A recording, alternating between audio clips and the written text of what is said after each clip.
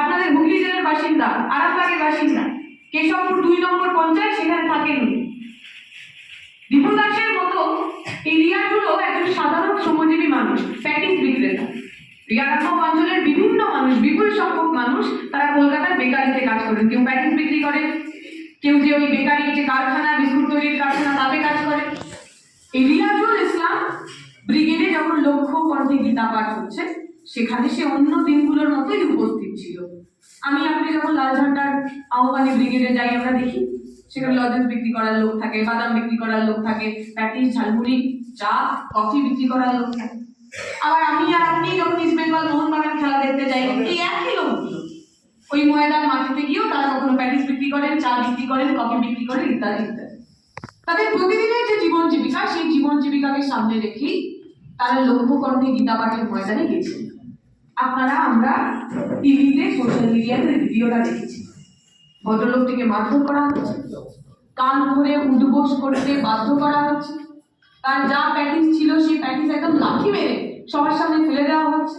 কিল, চর, ঘুষি, অপমান কোনোটা বাদ যাচ্ছে না। তাকে এগুলো করা হচ্ছে কারণ বলা হচ্ছে তিনি নাকি হিন্দু ধর্মের অবমাননা করেছেন। তিনি নাকি গীতা পাঠের জায়গায় এসে মুরগির মাংসের তৈরি করা প্যাটিস বিক্রি করছেন। আপনারা এখানে অনেকে আছেন যারা ধর্মাবলম্বী মানুষ, যারা ধর্মকর্ম করেন।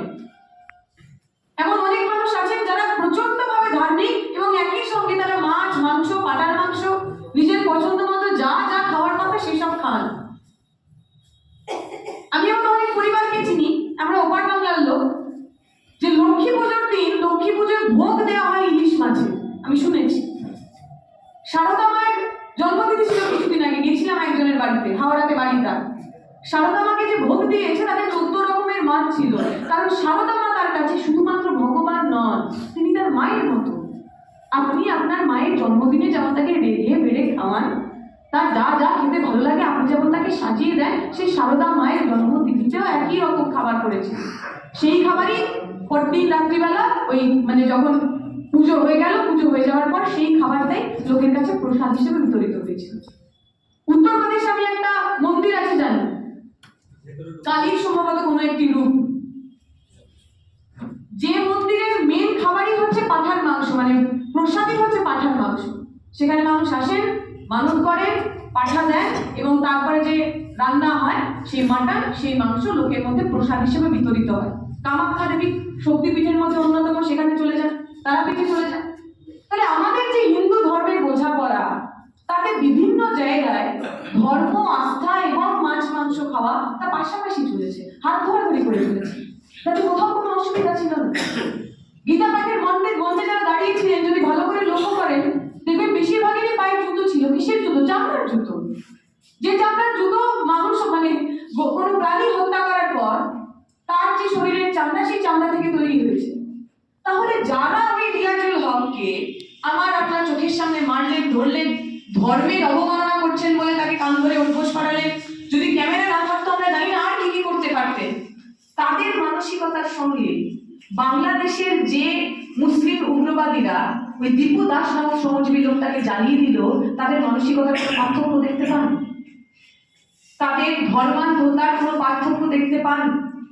তাদের যুক্তিবিহীনতার, অন্ধকারের প্রতি ভালোবাসার কোনো পার্থক্য দেখতে পান?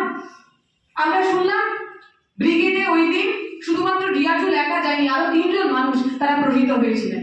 তাদের মধ্যে 2 জন যেমন মুসলিম ছিলেন, একজন হিন্দুও ছিলেন, শ্যামল বিশ্বাস তার নাম, বর্ধমানে বাড়ি। তারা সব যান এখান থেকে কলকাতায় যান, ওই প্যাটিস বিক্রি করে। শ্যামল বাবুকে যখন মারছেন, মারতে মারতে তার আই কার্ড চাওয়া হয়েছে। সে যখন বলছে যে আমার নাম শ্যামল, বলছে না, মিথ্যে কথা বলছো, তুমি মুসলমান, দেখি তোমার আই কার্ড দেখি। পশ্চিমবঙ্গে দাঁড়িয়ে, কলকাতার বুকে দাঁড়িয়ে, কোনো অজপাড়ায় নয়, কোনো গ্রামের অন্ধকারে নয়, কোনো সন্ধ্যেবেলা নয়, দিনের বেলা ব্রিগেড প্যারেড গ্রাউন্ড, কলকাতার একদম যাকে আমরা হৃদয় বলি আর কি, সেই কলকাতার বুকের ওপর দাঁড়িয়ে একজন শ্রমজীবী মানুষকে প্রমাণ করতে হবে সে হিন্দু না মুসলমান।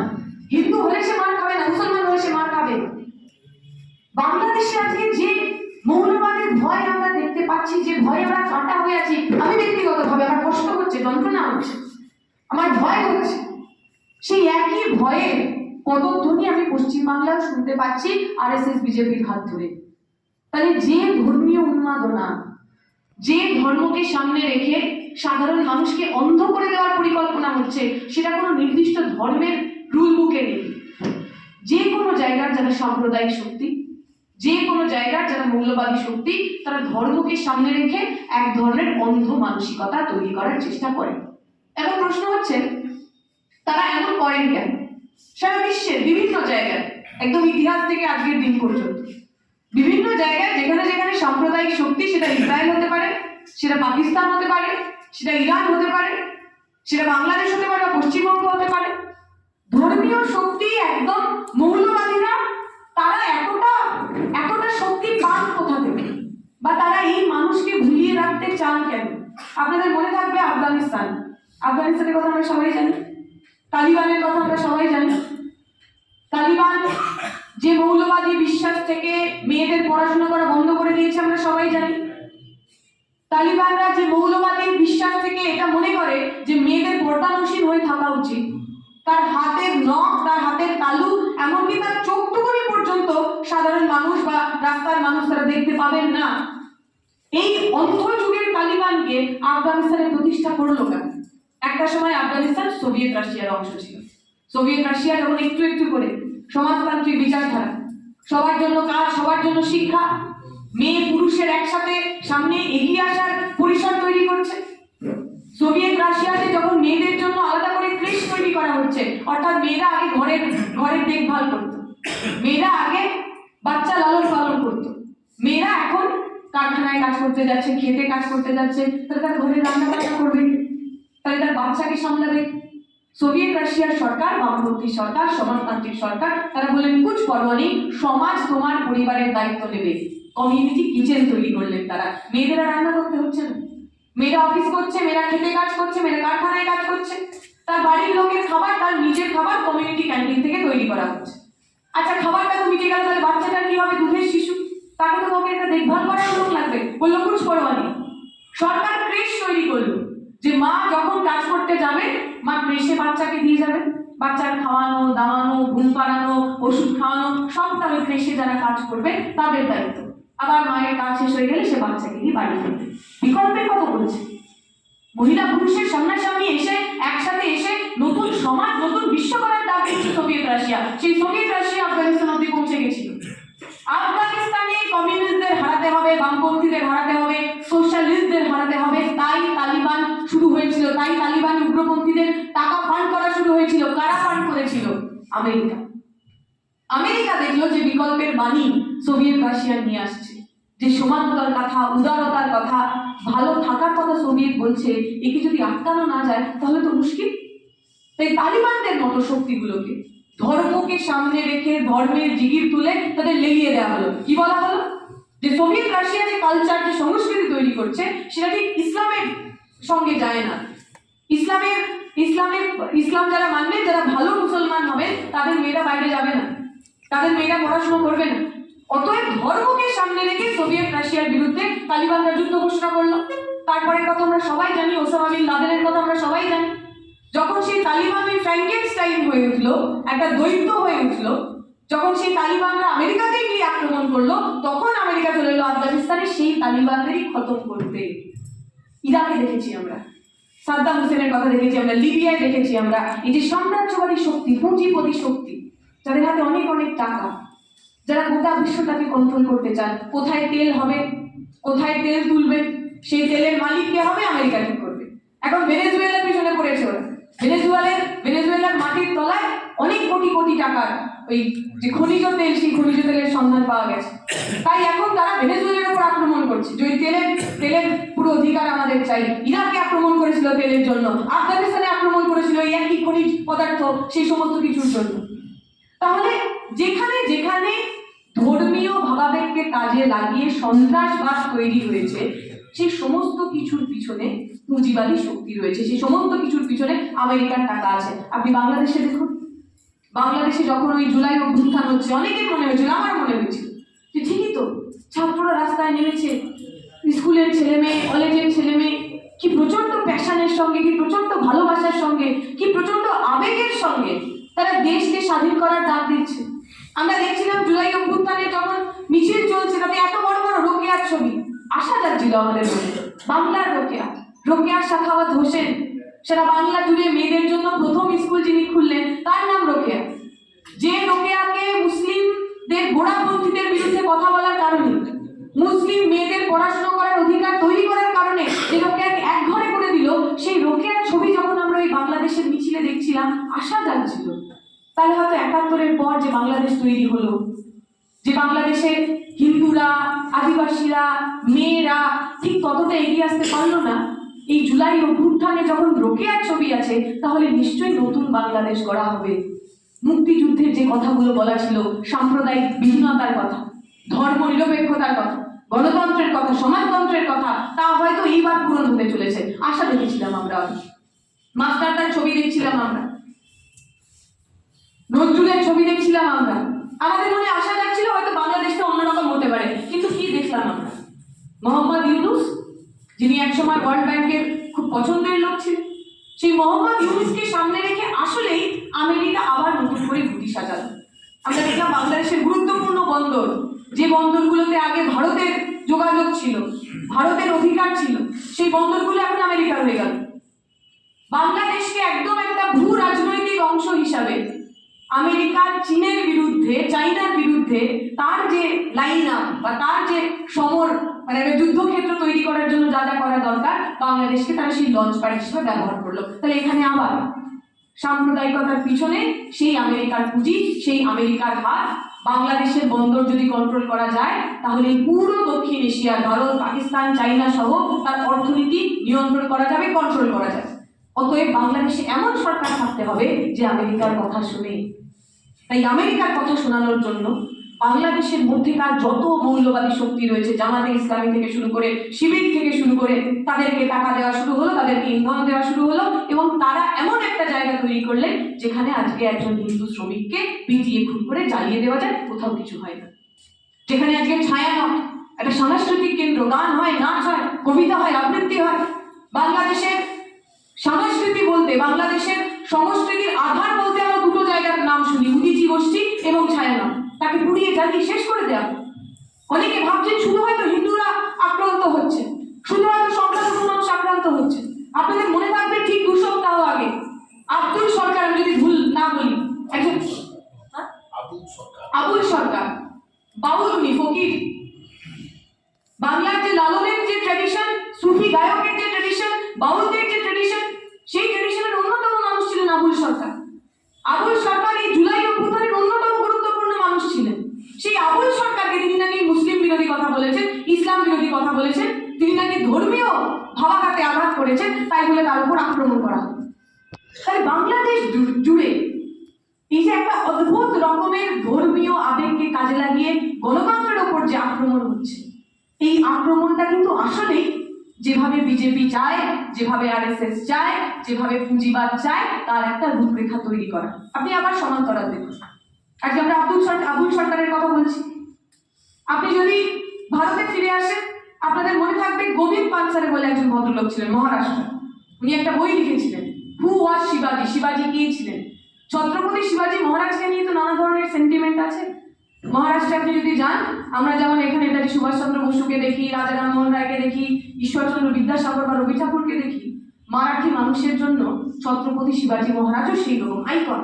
তাকে কেন্দ্র করেই পুরো মারাঠা সেন্টিমেন্ট, মারাঠা উষ্মিতা, মারাঠা পরিচিতি গড়ে উঠেছে। গোবিন্দ পানসারে তাদের বইতে দেখিয়েছিলেন যে আসলে ছত্রপতি শিবাজি কোনো শুধু হিন্দু রাজা ছিলেন না, তিনি হিন্দুত্বের প্রতীক ছিলেন না, বরং তিনি গরিব পিছিয়ে পড়া মানুষের সহায় ছিলেন। তিনি দেখিয়েছিলেন কি করে একজন রাজা আসলেই ধর্ম নিরপেক্ষ হতে পারে। যেভাবে আরএসএস, বিজেপি প্রতিদিন তাকে হিন্দুত্বের আইকন বানাতে চান, সেইটাকে ব্রেক করে, সেইটাকে ভেঙে ধর্ম নিরপেক্ষ একজন মানুষ ভালোবাসে এমন রাজার কথা বলেছিলেন গোবিন্দ পানসারে। সেই গোবিন্দ পানসারেকে খুন করেছিল ওরা, আরএসএস খুন করেছিল, হিন্দুত্ববাদী সংগঠন খুন করেছিল। কারণ ঠিক ওপার বাংলার মৌলবাদের মতো এপার বাংলার মৌলবাদীরাও, ইসলামিক মৌলবাদের মতো হিন্দুত্ববাদী মৌলবাদীরাও মনে করেন যারা যারা আপনার বিরুদ্ধে কথা বলবে, যারা যারা এই উগ্র হিন্দুত্ববাদকে মাথায় নেবেন না, তারা প্রত্যেকে আপনার শত্রু। এই উগ্র হিন্দুত্ববাদী, উগ্র ইসলামী মৌলবাদ, এটার কারণ কি? এটার মূল জায়গাটা কি? আলাদা আলাদা ধর্ম তো ঠিক, বইগুলো আলাদা আলাদা, কেউ কোরআন পড়ছেন, কেউ গীতা পড়ছেন, কেউ হাদিস পড়ছেন, কেউ উপনিষদ পড়ছেন, মনুসংহিতা পড়ছেন। তাহলে এদের মধ্যে যোগসূত্রটা কোথায়? এদের যোগসূত্রটা এটাই, আমরা ধর্ম মানে আস্থার কথা বলছি, তাই তো? আমাদের মন খারাপ হলে আমরা ঠাকুরকে ডাকি, আমাদের ভয় করলে আমরা ঠাকুরকে ডাকি, আমাদের খুব আনন্দ হলেও আমরা ঠাকুরকে মনে মনে বলি যে ঠাকুর খুব ভালো করেছে। আমাদের আস্থার জায়গা, ভরসার জায়গা, ভীষণ ভীষণ ব্যক্তিগত বিশ্বাসের জায়গা। পলিটিক্যাল ইসলাম বা হিন্দুত্ববাদ বলতে আমরা যা বুঝি, তার মূল কথা হচ্ছে এখানে আধ্যাত্মবাদের বিশেষ যোগ নেই। আপনি ব্যক্তি হিসাবে কি ভাবেন, আপনার সঙ্গে আপনার ভগবানের কি সম্পর্ক, তার বিশেষ জায়গায় নেই। মৌদুদি বলে একজন ভদ্রলোক ছিলেন, যিনি জামাতে ইসলামের প্রতিষ্ঠাতা। এবং যদি আরএসএস এর গোলবার্গারের আপনি লেখা পড়েন, দেখবেন অদ্ভুত একটা সম্পাদন আছে দুটো লেখাতেই। দুটো লেখারই মূল কথা হচ্ছে ধর্মের সঙ্গে আসলে আধ্যাত্মবাদের কোনো যোগ নেই। তারা যে ধর্ম প্রচার করতে চান, সেই ধর্মটা আসলে একটা রাজনৈতিক ধর্ম, একটা রাষ্ট্র বানাতে চান তারা। ইসলামিক রাষ্ট্র বানাতে চান কেউ, হিন্দু রাষ্ট্র বানাতে চান। যে রাষ্ট্রের গঠনের যে মূল কথা, সেটা হবে ধর্ম, সেটা হবে ধর্মীয় রীতিনীতি। আমি যদি ইসলামিক রাষ্ট্র বানাই, তাহলে আমার যে কোরআন আছে, আমার যা ল আছে, যে ইসলামিক ল, সেই ল অনুযায়ী আমার দেশটা চলবে। আমি যদি হিন্দু রাষ্ট্র বানাই, তাহলে মনুস্মৃতি হবে আমার সংবিধান, মনুস্মৃতি অনুযায়ী আমার দেশটা চলবে। এর সাথে খুব ভালোবাসা, এর সাথে খুব ভগবান, এর সাথে খুব আধ্যাত্মবাদ, তার মধ্যেও কোনো সম্পর্ক নেই। এবং এই জায়গায় দুজন একরকম। আপনি যদি মনে থাকবেন, মোহাম্মদ আলী জিন্নাহ, যিনি পাকিস্তানের জনক, যিনি দ্বিজাতি তত্ত্বের অন্যতম প্রবক্তা, যিনি প্রথমবার এই পুরো গোটা বিশ্বের বুকে একটা ইসলামিক রাষ্ট্র চাইলেন, জিন্নাহ ব্যক্তিগত জীবনে কিন্তু ধার্মিক ছিলেন না, এটা জানি তো আমাদের সবাই।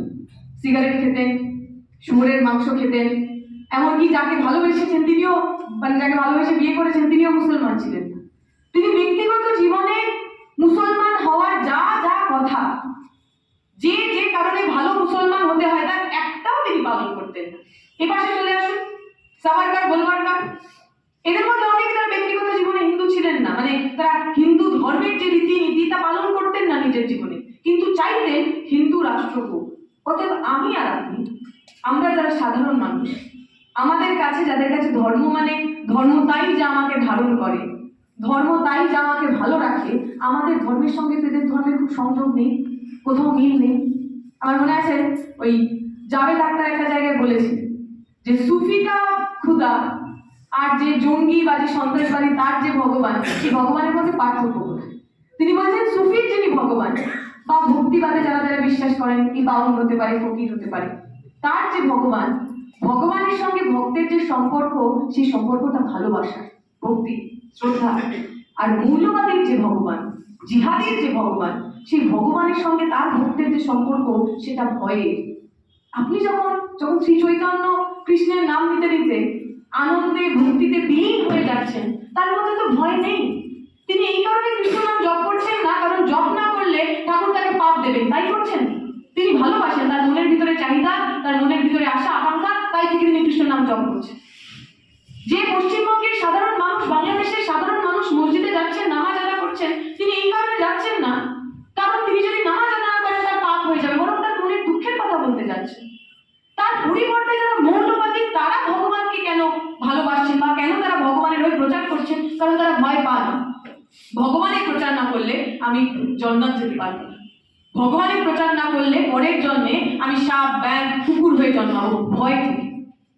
আমরা যে কথা বলতে চাই, আমাদের যে কথা বলতে হবে, এই ধর্ম থেকে রাজনীতিটাকে আলাদা করার জন্য, ধর্মের মধ্যে যারা রাজনীতি মিশিয়ে দিচ্ছে, কিভাবে মেশাচ্ছে সেটা বুঝতে হবে। কেন আমরা অনেক সময়, আমরা স্পেশালি যারা বামপন্থীরা রয়েছে, কথা আমাদের বলা হয় যে তোমরা তো সব একদম তোমরা ধর্মের বোঝোগি, তোমরা সবাই নাস্তিক মানুষ। আমাদের মধ্যে অনেকে নাস্তিক, আমি যেমন ব্যক্তিগতভাবে নাস্তিক, এবং আমার নাস্তিক হওয়ার সঙ্গে আমার কমিউনিস্ট পার্টির লাল ঝান্ডার কোথাও কোনো সংযোগ।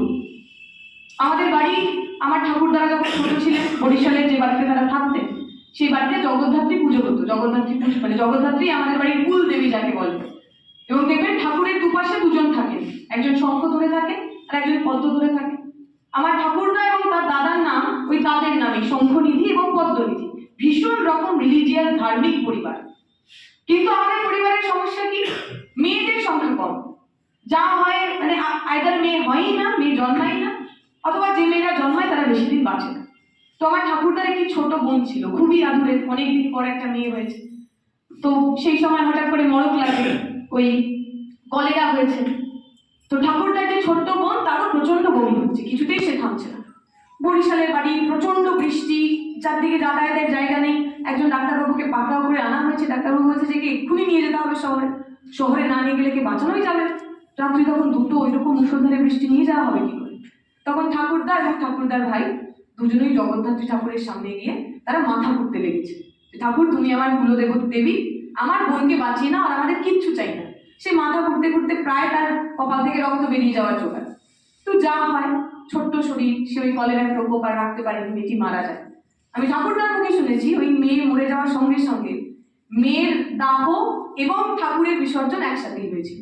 ঠাকুরদার বাবা বলেছিলেন যে ঠাকুর আমার মেয়েকে আমার কাছে রাখতে পারে না, সেই ঠাকুরের পুজো আমাদের বাড়িতে হবে না, আমরা নাস্তিক ধর্মীয় কাজ। কিন্তু আমার অনেক মানুষ লাল ঝান্ডার রাজনীতি করেন যারা নাস্তিক নন। কমিউনিস্ট পার্টিতে কোথাও লেখা নেই আপনাকে সিপিআইএম হতে গেলে, লাল ঝান্ডার পার্টি করতে গেলে নাস্তিক হতে হবে। ওটা বোধের ব্যাপার। আপনার যদি পড়তে পড়তে মনে হয়, আপনার যদি শিখতে শিখতে মনে হয় আপনার ধর্মের প্রতি, ভগবানের প্রতি বিশ্বাস থাকা দরকার নেই, ওটা আপনার ব্যক্তিগত কল, ব্যক্তিগত চয়েস, আপনি ব্যক্তিগতভাবে নেবেন।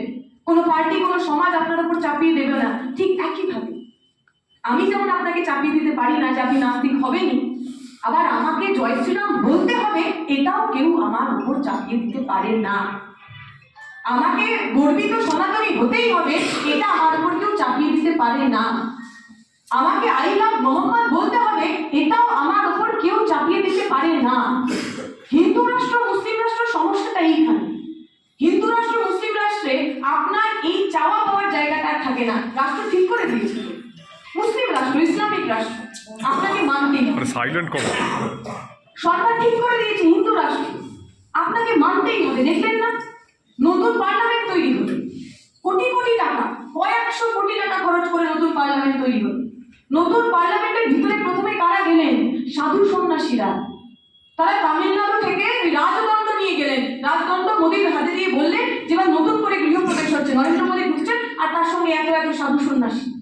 আপনার মনে হচ্ছে না যে দেশটা ধর্মনিরপেক্ষ, যে দেশটায় বিভিন্ন ধর্মের মানুষ বসবাস করেন, সেই দেশের গণতন্ত্রের সবচেয়ে বড় যে মন্দির, সবচেয়ে বড় যে প্রতিষ্ঠান, সেই প্রতিষ্ঠানে কোনো নির্দিষ্ট ধর্মের সাধু সন্ন্যাসী, পুজো পুরোহিত তারা যাবেন কেন? এই সাধু সন্ন্যাসীরা তো কেউ ইলেক্টেড এমপি এমএলএ নন, তারা তো কেউ জনপ্রতিনিধি নন, তাদের তো ওই ভিতরে ঢোকার কোনো অধিকার ভারতের সাধারণ মানুষ দেয়নি। আপনাদের মনে হলো না তাহলে আমাদের যে ধর্মনিরপেক্ষ ভারতের ভাবনা, যে ইমাজিনেশন, যে কল্পনা, সেই কল্পনায় কোথায় গন্ডগোল হয়ে গেল? ওই যে রাজদণ্ড নরেন্দ্র মোদীর হাতে, ভীষণ সিগনিফিকেন্ট, ভীষণ গুরুত্বপূর্ণ। ওই রাজদণ্ড কি? আগেকার দিনে যখন সামন্তবাদী সমাজ ছিল, সেই সামন্তবাদী সমাজের পুরোহিত ঠিক করতো কে রাজা হবে। পুরোহিত মানে ব্রাহ্মণ মানুষ, উচ্চ বর্ণের মানুষ। ব্রাহ্মণ মানুষ তিনি রাজদণ্ড রাজার হাতে দিয়ে এইটা বলতেন যে যেহেতু আমার সঙ্গে ভগবানের যোগ, আমি ব্রাহ্মণ, ভগবান আমার সঙ্গে কথা বলেন, তাই না আমি ব্রাহ্মণ, তাই না আমি পুজো করি। অন্য কেউ অন্য কারোর সাথে ভগবান কথা বলে না, তাই তারা পুরোহিত নন। আমি পুরোহিত কারণ ভগবানের সঙ্গে আমার ডাইরেক্ট কথা হয়। ভগবান আমাকে আদেশ দিয়েছে যে তোমাদের রাজা। ভগবান তোমাকে বলছে যে এই যা বলবে তা তোমাকে শুনতে হবে। এই যদি বলে তুমি সারাদিন বেকার থাকবে, তোমাকে মজুরি দেওয়া হবে না, তুমি শুনতে বাধ্য, কারণ ভগবান বলেছে। এই যদি বলে তোমার জমির অধিকার নেই, তুমি শুনতে বাধ্য, কারণ ভগবান বলেছে। এই যদি বলে তুমি দলিত মানুষ, শিডিউল কাস্ট মানুষ, তোমার ছোঁয়া জল খাওয়া যাবে না, তোমাকে মানতে হবে, কারণ ভগবান বলেছে। এই যেভাবে ব্রাহ্মণ্যবাদ বা যেভাবে উচ্চবর্ণের মানুষ আমার দেশের সামন্তবাদকে তৈরি করেছে, নরেন্দ্র মোদী যখন পুরোহিতদের কাছ থেকে ওই রাজদণ্ড নিলেন, উনি আসলে ওই সামন্তবাদেরই প্রতীক হয়ে ভারতবর্ষে এসে পৌঁছালেন। অথচ ভারতবর্ষ তো সামন্তবাদী দেশ হওয়ার কথা নয়। ভারতবর্ষে ব্রিটিশ রাজের বিরুদ্ধে যারা লড়ছিলেন, ভগৎ সিং থেকে শুরু করে প্রীতিলতা ওয়াদ্দেদার, কল্পনা দত্ত, ইলা মিত্র, মাস্টারদা সূর্য সেন, ক্ষুদিরাম, সুভাষচন্দ্র বসু, এরা যে ভারতের কল্পনা করেছেন, সে ভারতে তো কোথাও বলা নেই যে আমরা চাই আজ থেকে ব্রিটিশ চলে যাক। ব্রিটিশ চলে যাওয়ার পর আমার আগেকার দিনে যে যে রাজা ছিল, তার যে মন্ত্রী ছিল, শান্তি ছিল, জমিদার ছিল, তারা এসে আমার দেশের মাথার উপর বসে যাক। বলেছেন নাকি? বলেননি। ভগৎ সিং এর একটা সিনেমার একটা ডায়লগ আছে যেখানে ভগৎ সিং বলে যে বাস যে हमें बस आजादी नहीं चाहिए। আশেপাশের লোকজন খুব ঘাবড়ে যায় যারা আজাদির জন্য, মুক্তির জন্য, স্বাধীনতার জন্য এত লড়াই, আর 2 বছর আমার আজাদি চাই না, তখন ভগৎ সিং उत्तर দেয়, हमें बस आजादी नहीं चाहिए, हमें ऐसी आजादी नहीं चाहिए जहाँ पे मेरा देश का जो ताकत है, আমার দেশের যে ক্ষমতা, সেই ক্ষমতা ব্রিটিশের হাত থেকে ভারতের যারা জমিদার যোদ্ধার আছে তাদের কাছে চলে যাবে। আমার এমন ভারত চাই যেখানে ভারতের কৃষক, ভারতের শ্রমিক তারা স্বাধীন হবে।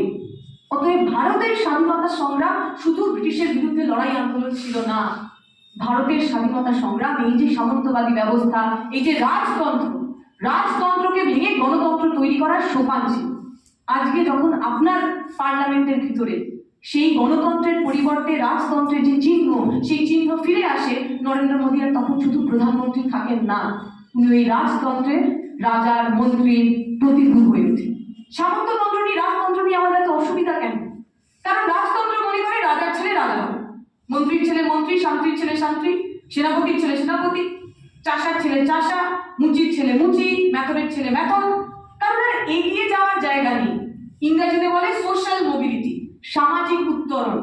অতএব আমি যদি মনে করি যে আমার বাবা রিক্সা চালান, আমার রিক্সা চালকের ঘরে জন্ম হয়েছে, কিন্তু আমি পড়াশোনা করে আগামী দিনে ডাক্তার হব, তো আমি পড়াশোনা করে আগামী দিনে একটা স্কুলের মাস্টার হব, রাজতন্ত্রে আমার এই এগিয়ে যাওয়ার জায়গা নেই। গল্প শুনেছি তো আমরা, একলব্যের গল্প শুনেছি, ক্লাসিক এক্সাম্পল। একলব্য নিষাদ পুত্র মানে সে আদিবাসীর ছেলে, বনের রাজা যে তার ছেলে একলব্যের খুব ইচ্ছা সে ধনুর্বিদ্যা শিখবে।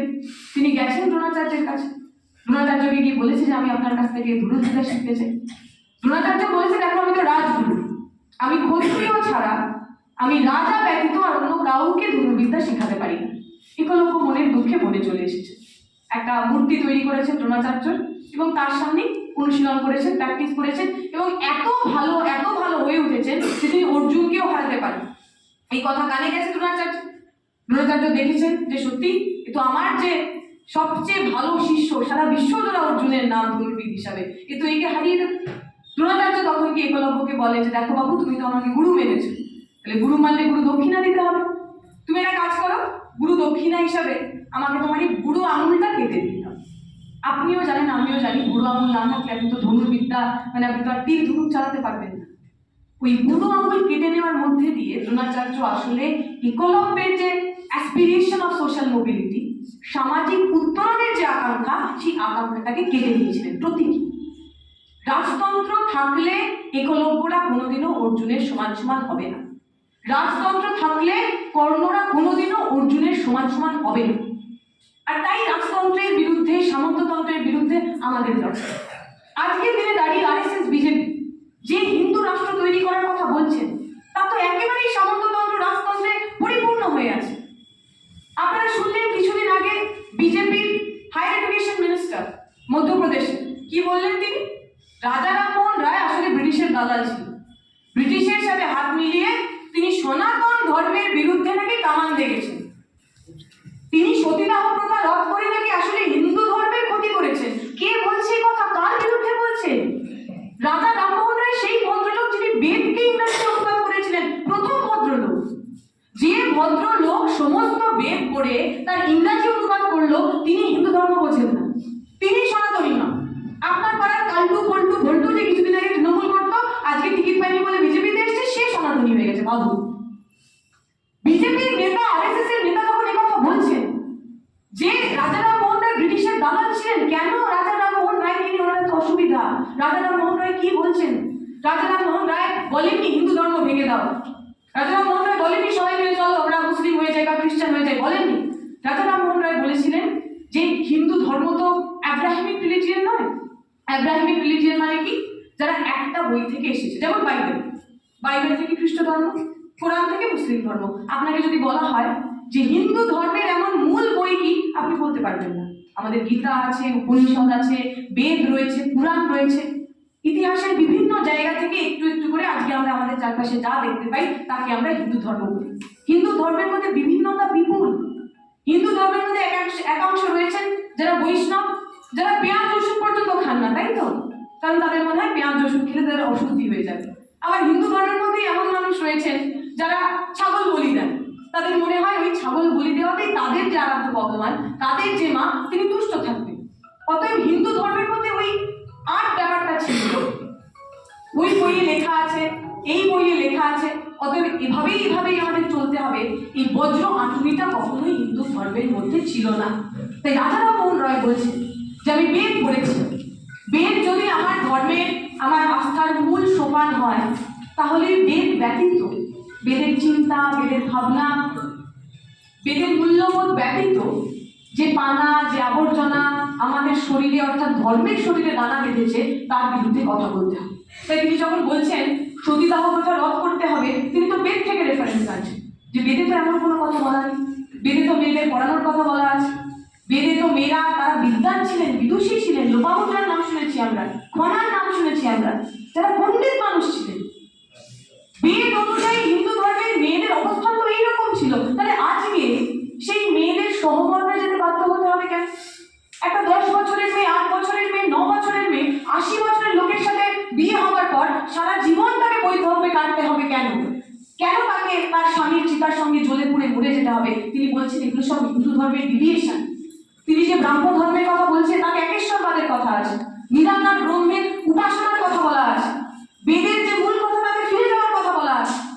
এবং এই একই সঙ্গে রাজা রামমোহন রায়ের এই সমস্ত কথা আসলে আমার সমাজের উপর ব্রাহ্মণ্যবাদের যে জুলুম, ব্রাহ্মণরা ঠিক করে দেবে কার সঙ্গে কার বিয়ে।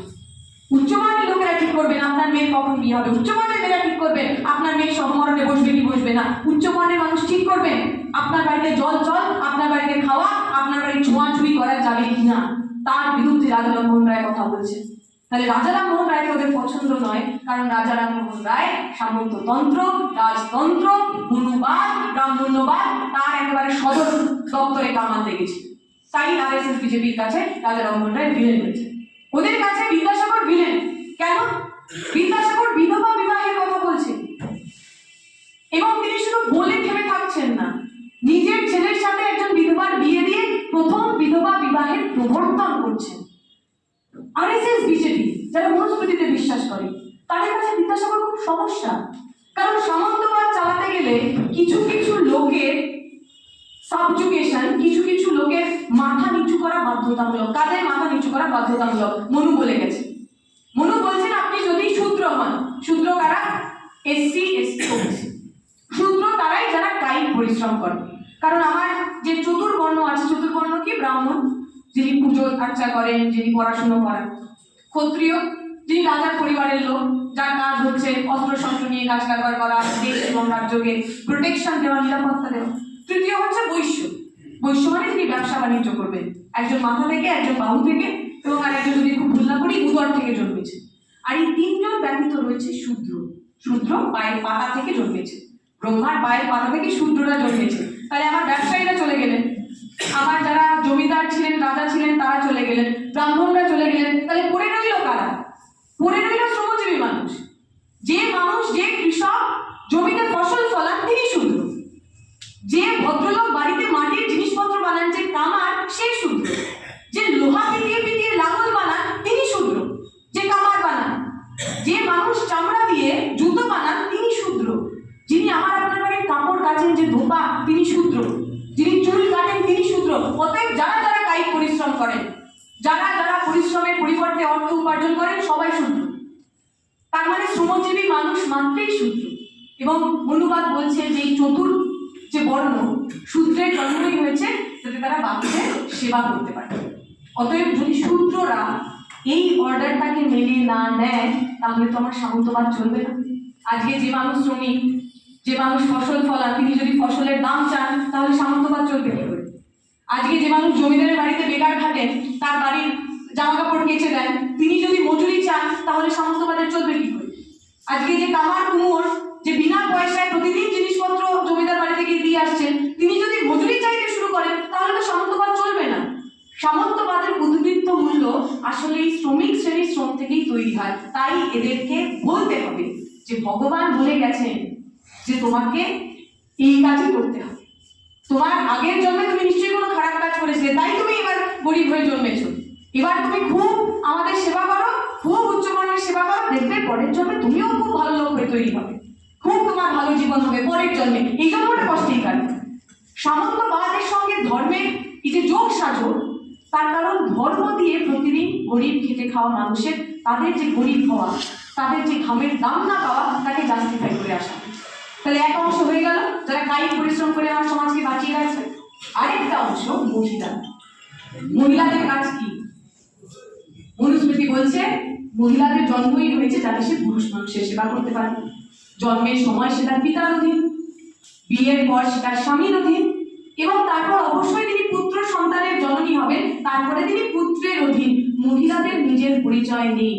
সে কারোর বউ, সে কারোর মেয়ে, সে কারোর দিদি, সে কারোর মা, তার নিজের পরিচয় থাকবে না, তার নিজের ভাবনা থাকবে না, তার নিজের ভেবে কিচ্ছু করার কোনো পরিসর থাকবে না। তার কাজই হবে সন্তান উৎপাদন করা, সন্তানের দেখভাল করা এবং ঘর বাড়িকে, গার্হস্থ্য জীবন তাকে ঠিক করে রাখা। অর্থাৎ মেয়েদের এটা বলা হলো যে বিনা পারিশ্রমিকে ঘর দরের কাজ করা, বাচ্চা প্রতিপালন করাই তোমার কাজ। কারণ সে যদি এরপর থেকে মজুরি চাইতে বসে, সে যদি বলে আমিও বাইরে যাব, আমিও চাকরি করব, আমিও পড়াবো, তাহলে এই ঘরের বিনা পয়সার যে কাজ, সে কাজগুলো করবে কি? এখানে যে মায়েরা বসে আছেন, যে মেয়েরা বসে আছে, আপনারা দিনে অন্তত 8 থেকে 10 ঘন্টা কাজ করেন। সকালবেলা ঘুম থেকে উঠে রান্না করা, বাসন মাজা, ঘরদোর পোছা। এই একই সময় যদি আপনারা বাইরে যেতেন বা বাইরে দিতেন এই একই সময়ের শ্রম, তাহলে আপনাদের কিছু মজুরি হতো। কিন্তু আপনারা এটা করেন কারণ আপনারা মনে করেন এটা আপনাদের দায়িত্ব। আমি না করলে আমার ছেলের কাজ করবে কে? এই যে আমাদের মাথার মধ্যে ঢুকিয়ে দেওয়া হয়েছে এটাই মেয়েদের দায়িত্ব, মেয়েরা ঘরের কাজ বিনা পারিশ্রমিকে করবে। এই মেয়েদের বিনা পারিশ্রমিকের ঘরের কাজ থেকেও সামন্তবাদের উদ্বৃত্ত মূল্য তৈরি হয়। তাই সামন্তবাদকে বাঁচিয়ে রাখার জন্য মেয়েদের এবং শূদ্রদের মাথা নিচু করে থাকা প্রয়োজনীয়, দরকারি। এখন চলে আসুন আজকের দিনে আরএসএস বিজেপি যে কথা বলছে, আরএসএস বিজেপি যে হিন্দু রাষ্ট্র তৈরি করার কথা বলছে, তারপরে এই কথাই বলছে। আরএসএস তো বলছে যে মেয়েদের বাইরে আসা কাজ নয়, মেয়েদের কাজ রান্না করে থাকা, মেয়েদের কাজ ঘরের ভিতরে থাকা। আরএসএস এর সবচেয়ে ভালো ছাত্রীর নাম কি? মমতা ব্যানার্জি। মমতা ব্যানার্জি কি বললেন কিছুদিন আগে? মমতা ব্যানার্জি বললেন আরজি করের ঘটনার পর যে মেয়েদের নাইট ডিউটি করার দরকারই নেই, বললেন না? মেয়েরা ঘরে থাকবে, রাত্রিবেলা করছে। দুর্গাপুরে রেপ হলো, মমতা ব্যানার্জি কি বললেন?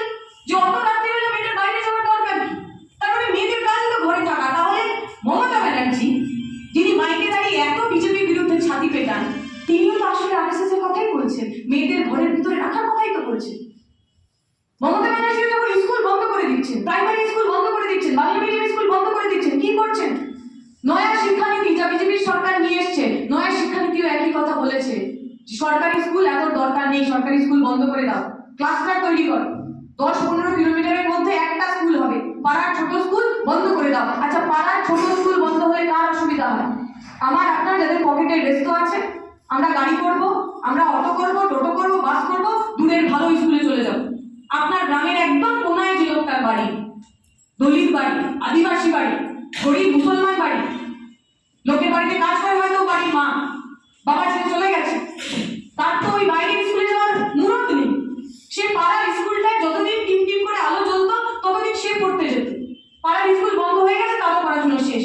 মেয়েরা, একটা সার্ভেতে দেখাচ্ছে মেয়ের বাড়ির সঙ্গে তার স্কুলের দূরত্ব যত বাড়ে, তার স্কুল ছুট হওয়ার, ড্রপ আউট হওয়ার আশঙ্কা, প্রবাবিলিটি, সম্ভাবনা তত বেড়ে যায়। কারণ রাস্তা লম্বা হলেই তাতে বিপদের আশঙ্কা বেশি। 10, 11, 12 বছর হলেই আমরা মেয়েদের নিয়ে চিন্তায় থাকি। রাস্তায় যাবে, কে টুঙ্গিটকারি করবে, কে গায়ে হাত দেবে, কে মোলেস্ট করবে, কে হ্রাস করবে। তাই দরকার নেই বাবা, স্কুলে যাওয়া বন্ধ করে দাও, পড়াশোনা শেষ। তাহলে স্কুল যদি বন্ধ হয়, সরকারি স্কুল বন্ধ হয়, তাহলে এই যারা পিছিয়ে পড়া মানুষ ছিল, ওই যে দলিত মানুষ, শ্রমজীবী মানুষ, মেয়েরা, তাদের পড়াশোনা করার পরিসর বন্ধ হয়। তাহলে পড়াশোনা করার পরিসর বন্ধ হলে লাভ কার হয়? সামন্তবাদীদের। কারণ সামন্তবাদীরা জানে যখন যখন গরিব মানুষ, পিছিয়ে পড়া মানুষ পড়তে জানে, তারা প্রশ্ন করতে জানে। আমরা বলি সামাজিক পুঁজি, সাংস্কৃতিক পুঁজি। ওই মনুস্মৃতিতে লেখা আছে যে কোনো শূদ্র অথবা মহিলা যদি ভুল করে বেদের কোনো শব্দ তার কানে চলে যায়, তার কানে গরম সীসা ঢেলে দেওয়া হয়। কারণ সে বেদ জানতে পারে না, সে শিক্ষা জানতে পারে না, সে পড়াশোনা সম্পর্কে কিছু জানবে না। কারণ সে যত জানবে তত কম মানবে, সে যত বুঝবে তত প্রশ্ন করবে, সে যত প্রশ্ন করবে তত এই সমাজের এই যে অপশাসনের, এই যে শোষণের যে ভিত, সেই ভিতটা নড়ে যাবে। তাই ওদের করতে দেওয়া যাবে।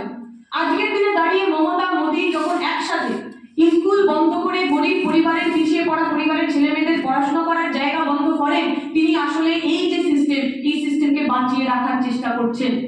আজকে যখন স্কলারশিপ, ফেলোশিপ বন্ধ হয়ে যায়, স্কলারশিপ বন্ধ হলে কারা করতে পারবেন? আমি আমার মাস্টার্স, এমফিল, পিএইচডি করতে পেরেছি কারণ আমার স্কলারশিপ ছিল, স্কলারশিপ না থাকলে আমার বাবা আমাকে পড়াতে পারতো না। অনেক এখানে আছেন যারা জানেন পড়াশোনা করার ইচ্ছা ছিল, রেজাল্ট ছিল, কিন্তু বেশি দূর পড়তে পারেননি, কারণ বাড়ির দেখভাল করতে হবে, বাড়ির দায়িত্ব নিতে হবে। স্কলারশিপ থাকলে পড়াশোনা ছেড়ে চাকরি করতে হবে না, ওই স্কলারশিপ দিয়ে বাড়ির দেখভাল করা যায় আর একই সঙ্গে নিজের পড়াশোনাটা চালিয়ে দেওয়া যায়। স্কলারশিপ ফেলোশিপ বন্ধ হলে আবার পিছিয়ে পড়া পরিবার, মেয়ে হতে পারে, শূদ্র হতে পারে, গরিব মানুষ হতে পারে, তাদের পড়াশোনা করার, তাদের সোশ্যাল মোবিলিটি, সামাজিক উত্তরণের যে প্রক্রিয়া, সেই প্রক্রিয়া ব্যাহত হয়। তৃণমূল, বিজেপি, আরএসএস তারা এটাই করতে চাইছে। তারা পশ্চিমবঙ্গের বুকে ধর্মকে সেন্ট্রাল এজেন্ডা বানাতে চাইছে। আপনারা দেখুন, মনে করুন, আমার খুব স্পষ্ট মনে আছে যে নির্বাচনটা আমার প্রথম মনে রাখার নির্বাচন, তা হলো 2011 সাল। আমরা সবাই দেখেছি 2011 যখন নির্বাচন হচ্ছে, তার আগে আপনি 24 ঘন্টা খুলুন, এবিপি আনন্দ খুলুন, কি বিষয়ে ডিবেট হচ্ছে? কৃষি বনাম শিল্প। সবাই এই লাইনটা সবার খুব মাথায় ছিল, কৃষি বনাম শিল্প। কৃষি হবে না শিল্প হবে? যদি শিল্প হয় তাহলে জমিটা যে নেওয়া হবে তার ধরন কেমন হবে? যদি দু ফসলি জমিতে শিল্প হয় কত টাকা পাওয়া যাবে, যদি এক ফসলি শিল্পতে জমি হয় তাহলে কত টাকা পাওয়া যাবে, এইসব নিয়ে কথা হচ্ছে। কিরকম ধরনের কারখানা হওয়া উচিত, কিরকম ধরনের কারখানা না হওয়া উচিত, এই নিয়ে কথা হচ্ছে। আজকে আপনি যখন সন্ধ্যাবেলা টিভি খোলেন, যখন ডিবেট চলে, শুনতে পান শিল্প কথাটা, শুনতে পান শিল্প নীতি কথাটা, শুনতে পান কৃষি বনাম শিল্প শুনতে পান, জমি অধিকারের কথা শুনতে পান, জমি অধিগ্রহণের কথা শুনতে পান, ক্ষতিপূরণের কথা শুনতে পান? পান না। নতুন কারখানা তৈরির কথা শুনতে পান? পান না। ওখানে জমি নিয়ে নতুন কারখানা তৈরি করা হচ্ছে, এই নিয়ে ডিবেট হচ্ছে, শুনতে পান? পান না। টিভি খুললেই আপনি শুনতে পান মন্দির তৈরি করার কথা, মসজিদ তৈরি করার কথা। কোথায় হুমায়ুন কবির বলেছেন তিনি বাবরি মসজিদ তৈরি করবেন? এক সপ্তাহ ধরে ওই প্রাইম টাইমে বাবরি মসজিদ ছাড়া কিচ্ছু দেখলাম না আমরা। ছেলে মেয়েদের চাকরি গেল, পরিযায়ী শ্রমিক মুর্শিদাবাদের লোক উড়িষ্যাতে গিয়ে মার খেল, শুনলাম না আমরা। কি দেখছি? মুর্শিদাবাদে হুমায়ুন কবির মসজিদ বানাচ্ছেন। মমতা ব্যানার্জি বললেন মহাকাল মন্দির বানাবেন মালদাতে। কার্তিক মহারাজ বললেন ওখানে আবার নাকি রাম মন্দির বানাবেন মুর্শিদাবাদে। একটা সপ্তাহ, দুটো সপ্তাহ, তিনটে সপ্তাহ মন্দির মসজিদ মন্দির মসজিদ নিয়ে কেটে গেল। মানুষের মধ্যে উন্মাদনা দেখুন। যে মুর্শিদাবাদে একটাও ঠিকঠাক ইউনিভার্সিটি নেই, সেই মুর্শিদাবাদের লোকেরা মাথায় ইট নিয়ে চলে যাচ্ছে মসজিদ বানাবে বলে, লাখ লাখ কোটি কোটি টাকা। হুমায়ুন কবির বলছে না টাকা পাঠাবেন না, আমাদের অনেক টাকা হয়ে গেছে। কোন রাজনৈতিক দলের নেতা মাইকে দাঁড়িয়ে বলেন না কেন যে আমি ওখানে একটা হাসপাতাল বানাবো, সাধারণ মানুষ টাকা দিত, ইট দিত, জমি দিত? বলেন না কেন? মমতা ব্যানার্জি সরকারের টাকায়, আমার আপনার ট্যাক্সের টাকায় জগন্নাথের মন্দির বানালেন, দরকার ছিল না তো? পশ্চিমবঙ্গে মন্দিরের সংখ্যা কম, পশ্চিমবঙ্গে ধর্মকর্ম করেন এমন মানুষের সংখ্যা কম। এই তো দক্ষিণেশ্বর মন্দির থেকে শুরু করে এত হাজার হাজার লাখ লাখ মন্দির আমাদের এলাকাগুলোতে রয়েছে। এই একটা মন্দির তৈরি করার জন্য তো কোনো বিজেপি তৃণমূলের দরকার পড়েনি, কোনো সরকারের দরকার পড়েনি, কোনো সরকারি ট্যাক্সের টাকার দরকার পড়েনি। সাধারণ মানুষ যে যে ধর্ম বিশ্বাস করেন তারা তাদের মতো করে মন্দির বানিয়েছেন, মসজিদ বানিয়েছেন, গির্জা বানিয়েছেন, যেখানে যেরকম প্রয়োজন। এই যে সরকারি টাকায় মন্দির বানানো, রাজনৈতিক নেতার উদ্যোগে মসজিদ বানানো, এইগুলো করে আসলে আমার আপনার মাথা থেকে আমার আপনার যে পরিচয় ছিল সেটাকে একদম রবার দিয়ে মুছে দিচ্ছে। আমার আপনার পরিচয় কি ছিল? আমরা বাঙালি। আমার আপনার পরিচয় কি ছিল? আমরা ভারতীয়। বাঙালি মানে কি? কেন গর্ব হতাম, কেন গর্ব করতাম? আমরা বলতাম বাংলার ইতিহাসের কারণে আমাদের গর্ব। রামমোহন রায়, রোকেয়া, বিদ্যাসাগর, বিবেকানন্দ, সুভাষচন্দ্র বোস, রামকৃষ্ণ, শ্রী চৈতন্য, কাজী নজরুল ইসলাম, রবি ঠাকুর। আমরা গর্ব করে বলতাম যে এটা আমাদের বাংলার লিনিয়েজ, এটা আমাদের বাংলার ইতিহাস, এটা আমাদের বাংলার ধারা। যে বাংলাতে কাজী নজরুল ইসলাম শ্যামা সঙ্গীত লিখতেন, একজন মুসলমান মানুষ, তিনি একাধারে যেমন শ্যামা সঙ্গীত লিখেছেন, আবার যে গানটা আমরা গাই, কমিউনিস্টরা গাই, সারা বিশ্বজুড়ে ইন্টারন্যাশনাল, সেই ইন্টারন্যাশনালের প্রথম বঙ্গানুবাদ ওই কাজী নজরুল ইসলামই করেছিলেন। রবি ঠাকুরের বাংলা, রবি ঠাকুর শুধু দারুণ সাহিত্যিক নন, যখন বঙ্গভঙ্গ হচ্ছে, বঙ্গভঙ্গ হওয়ার সময় হিন্দু মুসলিমের হাতে রাখি বেঁধে দিচ্ছেন রবি ঠাকুর। তার রাজনৈতিক পরিচয়, সামাজিক পরিচয়, মানবিক পরিচয়টা ব্যাপক। সেই থেকেই তো বাঙালির গর্ব, সেখান থেকেই তো সত্যজিৎ রায়, সেখান থেকেই তো মানিক বাবু, সেখান থেকেই তো সৌমিত্র চট্টোপাধ্যায়, উত্তম কুমার হয়ে সৌরভ গাঙ্গুলি, ঝুলন গোস্বামী পর্যন্ত আমরা এসেছি। এটা তো বাংলার আইডেন্টিটি। বাংলার আইডেন্টিটিতে আপনি হিন্দু না আপনি মুসলমান, এর তো খুব জায়গা ছিল না। বাংলার পরিচিতিতে আপনি মন্দিরে যান না মসজিদে যান, তার তো খুব জায়গা ছিল না। আমরা বলি বাংলা একটা এমন জায়গা যেখানে মানবতাবাদী, হিউম্যানিস্ট, তারা সব তৈরি হয়েছে। হিউম্যানিস্ট কি?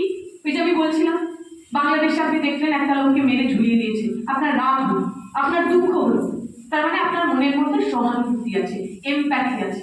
বিশ্বের কোনো জায়গায় আপনি যদি কোনো অন্যায় দেখেন আপনার খারাপ লাগে, এটা প্রথম কথা। বাংলার যে মনীষীরা ছিলেন, বাংলার যারা সমাজ সংস্কারকরা ছিলেন, তারা প্রত্যেকে প্রাথমিকভাবে এমপ্যাথ ছিলেন, মানবতাবাদী ছিলেন, হিউম্যানিস্ট ছিলেন। তারা যে কোনো দুঃখ অন্যায়ের প্রতি সহানুভূতিশীল হতে শিখিয়েছিলেন। আর তার এক ধাপ এগিয়ে গিয়ে ৭৭ সালে যখন বামপন্থীরা ক্ষমতা নিল, যখন বামপন্থীরা পশ্চিমবঙ্গে নির্বাচিত হলো, তারা আরো এক ধাপ এগিয়ে গেল। তারা বললো আমরা শুধু সহানুভূতিশীল হব না, শুধু অন্যায় হয়েছে বলে দুঃখ পাবো না, শুধু অন্যায় হয়েছে বলে খারাপ লাগবে না, বরং অন্যায়টাকে ঠিক করার চেষ্টা করবো। মানবতাবাদী থেকে আমরা র্যাডিক্যাল হলাম, বিপ্লবী হলাম। এইটা তো বাংলার ইতিহাস। তেভাগা আন্দোলন দেখলাম আমরা। তেভাগা আন্দোলনে হিন্দু মানুষ, মুসলমান মানুষ দুজনেই গরিব কৃষক, তারা একসাথে, যেখানে হিন্দু জমিদার তার বিরুদ্ধে, যেখানে মুসলমান জমিদার তার বিরুদ্ধে, একসাথে লড়াই করলেন, হারালেন তাদের জমির দখল নিলেন। আমরা স্লোগান দিলাম লাঙ্গল যার জমি তার। অতএব হিন্দু মুসলিম এই বাইনারির পরিবর্তে আমরা শ্রমিক, আমরা শোষিত এবং শোষকের একটা বাইনারি তৈরি করলাম। কারোর কাছে অনেক কিছু আছে আর কারোর কাছে কিচ্ছু নেই। কেউ কেউ জমিদার যোদ্ধা আর কেউ কেউ সর্বহারা, কেউ কেউ মালিক শ্রেণী, কেউ কেউ শ্রমিক শ্রেণী। হিন্দু মুসলমান এই বাইনারিকে ব্রেক করে আমরা একটা শ্রেণীর বাইনারি তৈরি করলাম। খেটে খাওয়া মানুষ বনাম লুটে খাওয়া মানুষ। আজকে পশ্চিমবঙ্গে দাঁড়িয়ে এই খেটে খাওয়া লুটে খাওয়ার এই যে দুটো কলাম ছিল, দুটো স্তম্ভ ছিল, সেটাকে ভেঙে একদম টুকরো টুকরো করে দেওয়া হচ্ছে। এখন আপনার প্রাথমিক পরিচয়, আপনি মন্দিরে যান, আপনি মসজিদে যান। আমরা বলি পোস্ট মডার্ন বা প্রাক আধুনিক সময়, তার আগে যখন শ্রেণী সাম্যের কথা আমরা বলছি, শ্রেণী আন্দোলনের কথা বলছি, তখন একটা সমান্তরাল ঐক্য তৈরি হচ্ছে। অতএব আমি হিন্দু হতে পারি, মুসলমান হতে পারি, শিখ হতে পারি, জৈন হতে পারি, আমরা সবাই সমাজের খেটে খাওয়া মানুষ, অতএব আমরা এক।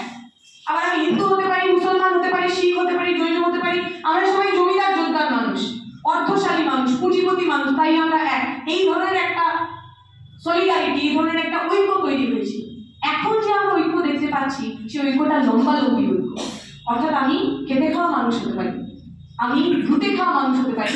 আমি যদি হিন্দু হই আমি একটা স্তম্ভ, আমি খেটে খাওয়া মানুষ হতে পারি, আমি লুটে খাওয়া মানুষ হতে পারি। আমি যদি মুসলমান হই আমি আরেকটা স্তম্ভ। অথচ আমাদের যা শ্রেণীর স্বার্থ, শ্রেণীর স্বার্থ তো এক নয়। আদানি আম্বানির ভালো হলে একজন হিন্দু মানুষ, আপনিও একজন হিন্দু মানুষ। আদানি আম্বানির ভালো হলে আপনার হয় না। কোভিডের সময় যখন আপনার বাড়িতে খাবার ছিল না, আম্বানির অর্থ, আম্বানির সম্পত্তি কয়েকশো গুণ বেড়ে গেছে।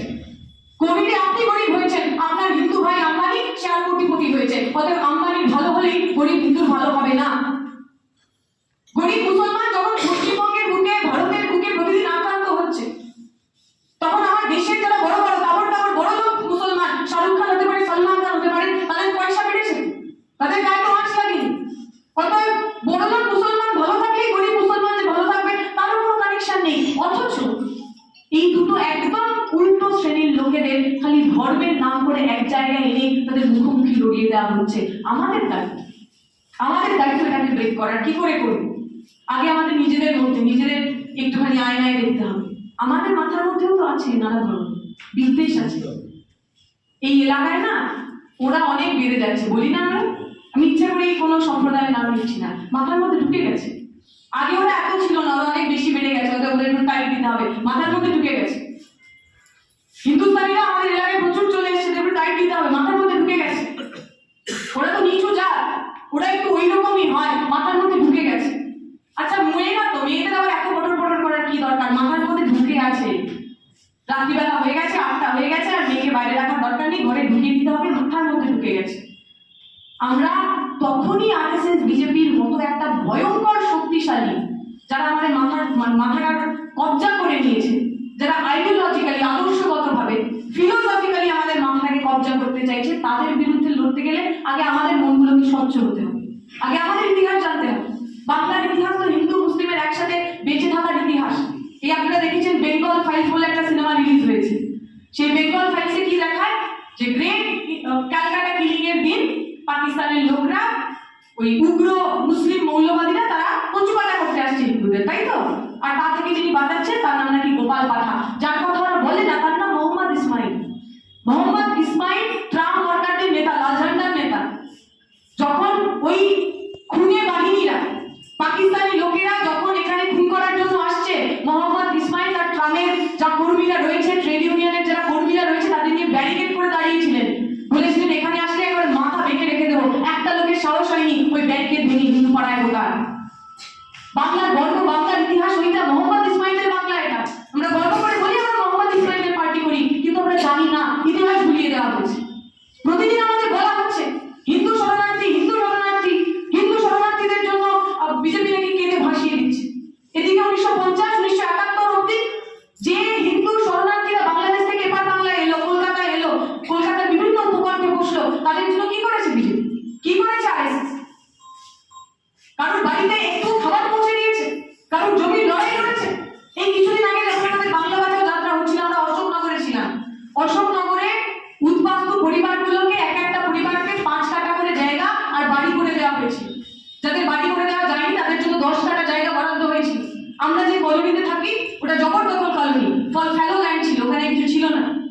কুকুর ডাকতো। ওপার বাংলা থেকে আসা হিন্দু মানুষ নিজেদের মতো করে একটু মাথা গোজার ঠাঁই করেছিলেন। ওই মানুষগুলোকে প্রত্যেক পরিবার পিছু 2 কাঠা করে জায়গা করে দেওয়া হয়েছিল। কারা দিয়েছিল? বিজেপি দিয়েছিল, আরএসএস দিয়েছিল, বিশ্ব হিন্দু পরিষদ দিয়েছিল, দেয়নি। লাল ঝান্ডা দিয়েছে, সিপিআইএম দিয়েছে, বামপন্থীরা দিয়েছে। পশ্চিমবঙ্গের সরকার গঠন হওয়ার পর বিভিন্ন জায়গায় রিফিউজি কলোনিকে মান্যতা দিয়েছে। ওপার বাংলা থেকে আসা হিন্দু মানুষের আধার, মানে তার যে পরিচয়পত্র, তার যে জমির অধিকার, তার যে নাগরিকত্ব, সেই নাগরিকত্ব সমস্তটা এই বামপন্থীদের আমলে তৈরি করা। কারণ আমাদের কাছে ওপার বাংলা থেকে আসা মানুষদের সেই হিন্দু না মুসলমান সেটা গুরুত্বপূর্ণ ছিল না। গরিব মানুষ, সর্বহারা মানুষ, আমরা সর্বহারার পার্টি করি, সর্বহারার দায়িত্ব আমরা নিয়েছি, তাদের মাথা গোজার ঠাই করে দিয়েছিলাম আমরা। এইটা ওদের সাথে আমাদের পার্থক্য। আমি আমার কথা বিস্তারিত করবো না, যে কথা বলে শেষ করা। বুল্লে শাহ বলে একজন ভদ্রলোক রয়েছে, পাঞ্জাবের ভদ্রলোক, বিশাল বড় একজন সুফি সেন্ট। তার একটা ওই নজম বলুন, গান বলুন আছে, তাতে তিনি বলেন যে যদি জলে ডুবকি মেরে ভগবান পাওয়া যেত, তাহলে মাছ, ব্যাঙ, কচ্ছপ যারা জলের মধ্যে থাকে তারা ভগবান, তারা রবকে পেয়ে যেত। বনের মধ্যে ঘুরলে যদি ভগবানকে পাওয়া যেত, তাহলে যে গরু বাছুর যারা বনের মধ্যে ঘোরাঘুরি করে, ঘাস খায়, তারা রব বা ভগবানকে পেয়ে যেত। যদি মন্দির মসজিদেই ভগবান থাকতো, তাহলে মন্দিরে যে বাদুর, যে পাখি, যে ছোট চড়ুই পাখিটা ঘুরে বেড়ায়, সে ভগবানকে পেয়ে যেত। আসলে ভগবান মানুষের মনের মধ্যে থাকে, তার সচ্চাইতে থাকে, তার আচ্ছাইতে থাকে, অর্থাৎ তার সৎ হওয়াতে এবং তার ভালো হওয়াতে থাকে। ভগবান শুধুমাত্র ওখানে পাওয়া যায়। আপনি চলে এসুন বাংলার লালনে, একই কথা বলছিস, মানুষ বুঝলে পাবি সোনার মানুষ। আমি যদি না বলি লাইনটা, অর্থাৎ তিনি একই কথা বলছেন যে শুধুমাত্র মন্দির মসজিদ, শুধুমাত্র এই মূর্তি ওই ভগবান বললে হবে না। মনের মধ্যে মানুষ, মানুষকে যদি ভালোবাসি তাহলেই ভগবান পাওয়া যাবে। আজকের দিনে দাঁড়িয়ে পশ্চিমবঙ্গের বুকে, ভারতের বুকে, যখন প্রতিদিন আমাদের কাছ থেকে আমাদের এই ভালোবাসার ভগবান, আমাদের কাছে এই আস্থার বিশ্বাসের ধর্মকে কেড়ে ওরা আমাদের হাতে তলোয়ার ধরিয়ে দিতে চাইছে, ওরা আমাদের ভালোবাসার জায়গাটাকে আরো বেশি উঁচিয়ে দিতে চাইছে, আমাদের উচিত হবে, আমাদের বামপন্থীদের কাজ হবে একই সাথে দুটো কথা বলে দেওয়া। এক, আমরা কাজের কথা বলবো, এক, আমরা অধিকারের কথা বলবো, কিন্তু একই সঙ্গে বাংলার সাম্প্রদায়িকহীন ধর্মনিরপেক্ষ যে আধ্যাত্মবাদ, তার কথাও আমরা বারংবার করে বলতে থাকবো। আমি কথা শেষ করবো এইটা বলে, আপনারা দেখেছেন কিছুদিন আগে 5 লক্ষ কণ্ঠে গীতা পাঠ হয়েছে। আমার বাড়িতে খুব গীতা পড়ার চল নেই, আমার দিদা পড়তেন, আমার মায়ের কাছ থেকে শুনছি। আমি একদিন ফেসবুক স্ক্রল করতে করতে একটা ভিডিওতে আমার চোখ আটকে গেছে। একজন মানুষ, তিনি গীতার মধ্যে ভক্তি ভাব কি তা বর্ণনা করছেন। তিনি বলছেন যে প্রথমে যখন ভক্তি ভাবের কথা বলা হচ্ছে গীতাতে, তাতে খুব প্রেমের ব্যাপার নেই, তাতে ভক্তি রয়েছে কিন্তু প্রেম নেই। কারণ গীতা যখন লেখা হচ্ছে সে তো বেসিক্যালি অর্জুন যাতে লড়াই করতে পারে তার জন্য লেখা, তাতে প্রেমের ভাব কম। কিন্তু তারপরে আরো যত বেশি লেখা হচ্ছে, চৈতন্য দেবরা বা তার পরবর্তীকালে যা লেখা, সেই লেখায় কোথাও যেন ভক্তি এবং প্রেম তারা একাকার হয়ে যাচ্ছে। এবং একাকার হয়ে এমন হচ্ছে যে নবরসে আর আলাদা করে ভক্তি রস হচ্ছে না, প্রত্যেকটা রসের মধ্যেই তারা ভক্তিকে খুঁজে পাচ্ছেন। অত সুন্দর, অত অদ্ভুত ভক্তি, ধর্ম এবং বিশ্বাসের এক্সপ্লেনেশন আমি কোথাও শুনিনি। এবং মজার বিষয় হচ্ছে, যিনি সমস্তটা গড়গড় করে পড়ে যাচ্ছেন, সেই ভদ্রলোকের নাম আব্দুল কাফি। তিনি যাদবপুর বিশ্ববিদ্যালয় বাংলার অধ্যাপক। এইটা আমার বাংলা, আমরা যেন সেই বাংলায় ফিরে যেতে পারি। আপনি যারা যারা এখানে বসে আছি, আমি গ্যারেন্টি নিয়ে বলতে পারি, ওই গীতার মঞ্চে যারা অং বং চং বলছিলেন, যারা ওই রিয়াজুল অথবা শ্যামল বিশ্বাস তাদেরকে যারা মারধর করছিলেন, তারা গীতার একটা জিনিসও বোঝেননি, তারা গীতা একবারের জন্য পড়েননি। আপনারাও যদি গীতা পড়তে চান, আপনারা ওই আব্দুল কাফির ভিডিওটা শুনবেন। কারণ আসলে বাংলা, আসলে ভারত, আসলে আমাদের আধ্যাত্মবাদ কোনো ধর্মের রোষানলে, কোনো ধর্মের হম্বিতম্বিতে নেই, বরং মানুষের মধ্যে ভালোবাসা, মানুষের মধ্যে প্রেমের মধ্যে রয়েছে। এটুকু বলে আমি আমার কথা শেষ করছি। শুক্রিয়া।